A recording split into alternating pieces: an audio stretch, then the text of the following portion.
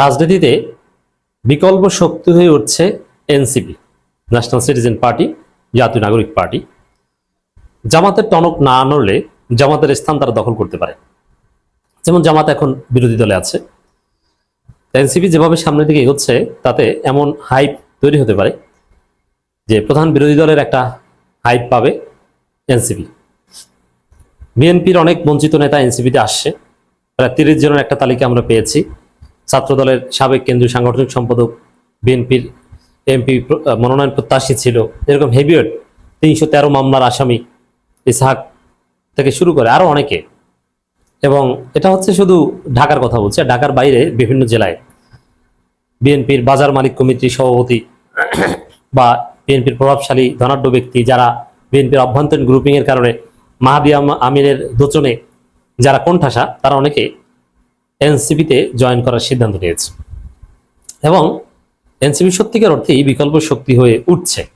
কিভাবে দেখেন, ইসলামী দল, ইসলামপন্থী রাজনীতি একদম ইউনিভার্সাল হবে, ইটস ভেরি টাফ, বাট সম্ভব। জামাতকে আরো উদার হতে হবে। জামাত নিজেদেরকে অনেক কিছু সংস্কার করেছে, যে সংস্কারের ফলে প্রধান বিরোধী দল হয়েছে এবং 6%, 7% বা 12% সমর্থনের একটা দল থেকে আজকে প্রায় 40% সমর্থকদের একটা দল হয়েছে, গণমানুষের দলে পরিণত হয়েছে।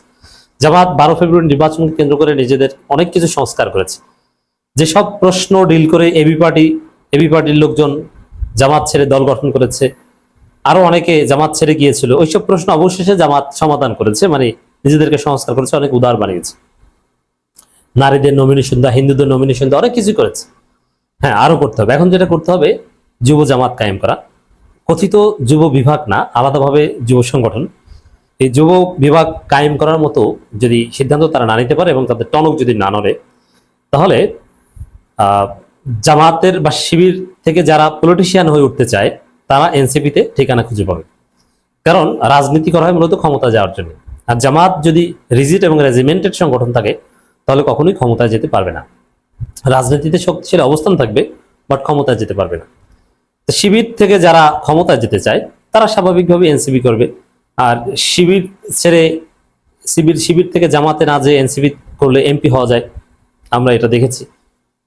আতিক মুজাহিদ, আব্দুল্লাহ আলামিন, আর অনেকে আছেন এনসিপি থেকে এমপি হয়েছেন।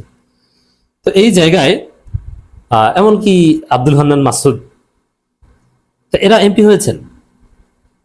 তো সেই জায়গায় এটা একটা ট্রেন্ড হয়ে যাবে, বিশেষ করে যারা যোগ্য, বিশ্ববিদ্যালয় লেভেলের শিবিরের একটা ট্রেন্ড হয়ে যাবে।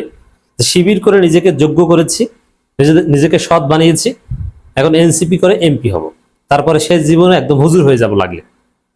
কিন্তু এমপি হতে চাই আমি এনসিপি করে। আর জামাতের মাধ্যমে সম্ভব না, জামাত ক্ষমতা যেতে পারবে না, আর জামাত এত তরুণদের নমিনেশন দেবে না। তো এই জন্য জামাতের টনক নড়তে হবে। দেখেন, রাজনীতিতে তৃতীয় শক্তি থেকে একদম বিকল্প শক্তি হওয়া, আলাদা শক্তি হতে এনসিপির কি লাগবে? একটা ভিত্তি লাগবে, যে ভিত্তি জুলাই 24 71কে কেন্দ্র করে আওয়ামী লীগ বাংলাদেশে কায়েম হয়েছিল, যদিও আওয়ামী লীগ আরো আগে কায়েম হয়েছে। এখন 24কে কেন্দ্র করে এনসিপি কায়েম হবে। এই ভিত্তি আছে, বেসমেন্ট আছে, নাম্বার 1। দ্বিতীয় হচ্ছে ন্যারেটিভ দরকার, তাদের ন্যারেটিভ আছে। আর middle class, lower middle class এবং এলিট ক্লাসের সমর্থন দরকার, তাদের কাছে গ্রহণযোগ্য হয়ে ওঠার উপাদান দরকার, এবং বিকল্প হাজির করার মতো যোগ্যতা থাকা দরকার। সবগুলো এনসিপির আছে। মডার্ন মুসলিম এবং সেমি মডার্ন মুসলিম বা মিডল ক্লাস মুসলিমদের আকৃষ্ট করার মতো কোয়ালিফিকেশন দরকার। নামাজ পড়বে, রোজা রাখবে। বিএনপি যে কারণে সবচেয়ে বড় দল হয়ে উঠেছে, যে নামাজি লোক, ভালো লোক মসজিদে যায়, বিএনপিকে ভোট দেয়।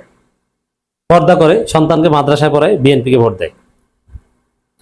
আর জামাত যারা করে এরা তো একদম পিউরিটান কিংবা ধর্মবেত্তা বা ধর্মই যাদের জীবন। কিন্তু এর বাইরের যে শ্রেণীটা নামাজ পড়বে, রোজা রাখবে এবং অত ইসলামী আন্দোলন একামতি দিন বুঝবে না, ভোটটা বিএনপিকে দিবে, এবং সাধারণ অনেক হুজুররা বিএনপিকে ভোট দিবে। এই যে মিডল ক্লাস মুসলিম এবং মডার্ন মুসলিমদের সমর্থন, এটা বিএনপি পেত। এখন বিএনপি এই জায়গায় আওয়ামী লীগ হয়ে উঠেছে, এখন ওই সমর্থনটা এনসিপি নিচ্ছে। তো এনসিপির যে ঘাটতি ছিল, জামাত থাকতে তো মিডল ক্লাস মুসলিম বা মডার্ন মুসলিমদের ভোট এনসিপি পাওয়ার কোনো প্রশ্ন ওঠে না। তো বিএনপির যে সমর্থনটা, ওটা বিএনপি আওয়ামী লীগ হয়ে ওঠার পর ওটা জামাতের বক্সে চলে এসেছিল। কিন্তু জুনায়েদ, রাফি সালমান, রিফাত, ফায়েজ সাহেদরা যখন এনসিপিতে যোগ দিয়েছে তখন এই ঘাটতিটা পূরণ হচ্ছে। তার ফলে এনসিপি এখন আর একটা ক্লাসের ভোট কাস্ট করতে পারবে। শুধু এই ঢাকা বিশ্ববিদ্যালয় শিবিরের সাবেক সভাপতিরা এনসিপিতে আছে, এই পরিচয় ব্যবহার করে শুধু এই কারণে হাজার হাজার মডার্ন মুসলিম যারা অতীতে বিএনপিকে ভোট দিত, এখন বিএনপিকে পছন্দ করতো না, কিন্তু মাঝখানে জামাতকে পছন্দ করা শুরু করেছিল, এখন থেকে তারা এনসিপিকে পছন্দ করবে।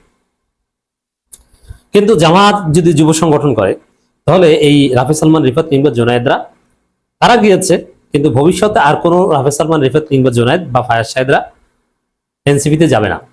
তারা জামাতের যুব সংগঠনে প্রথমে তাদের ঠিকানা খুঁজবে। তারা শিবির করেছে বুঝে শুনে, জামাত তারা করেনি, কিন্তু যুব জামাত থাকলে সেখানে ঠিকই তারা করবে। তাদের সাইকোলজি আমি ভালোভাবে জানি এবং বুঝি। দর্শক, নাহিদ ইসলাম বলেছেন, দেশে দুর্নীতি ও চাঁদাবাজদের দাপট বিকল্প শক্তি গঠনের আহ্বান। হ্যাঁ, বিকল্প শক্তি হয়ে উঠছে যেভাবে এগোচ্ছে, যে বিএনপির অনেক নির্যাতিত, কারা নির্যাতিত জাতীয়তাবাদী তারা এনসিপিতে আসছে, শিবিরের অনেকে আসছে, আওয়ামী লীগের অনেকে আসছে, এটা বিকল্প শক্তি হয়ে ওঠার আলামত। এবং আওয়ামী লীগ যেহেতু নিষিদ্ধ, আওয়ামী লীগের মধ্যে যারা রিফাইন্ড তারা এনসিপিতে আসবে। এবং আওয়ামী লীগ চেতনা ব্যবসা ভালো পারে, তারা ৭১ ব্যবসা করেছে, এখন ২৪ ব্যবসা করবে। অতএব আওয়ামী লীগের বেশিরভাগ রিফাইন্ড লোক এনসিপিতে আসবে এবং এই যে বিকল্প শক্তি হয়ে উঠবে, এটা এতক্ষণ যেটা আলোচনা করলাম এটা হচ্ছে স্বাভাবিক হিসাব নিকাশ, কিন্তু এর বাইরেও অনেক হিসাব নিকাশ আছে।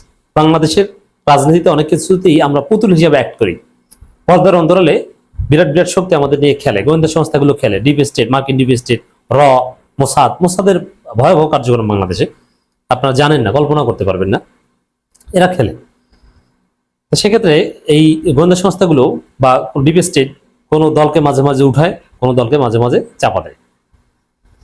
এখন এনসিপি কে এই ডিপ স্টেট, গোয়েন্দা সংস্থা এরা এখন উঠাবে, জামাতকে ঠেকাতেই এনসিপি কে উঠাবে, এটা গোয়েন্দা সংস্থার খেলা আছে।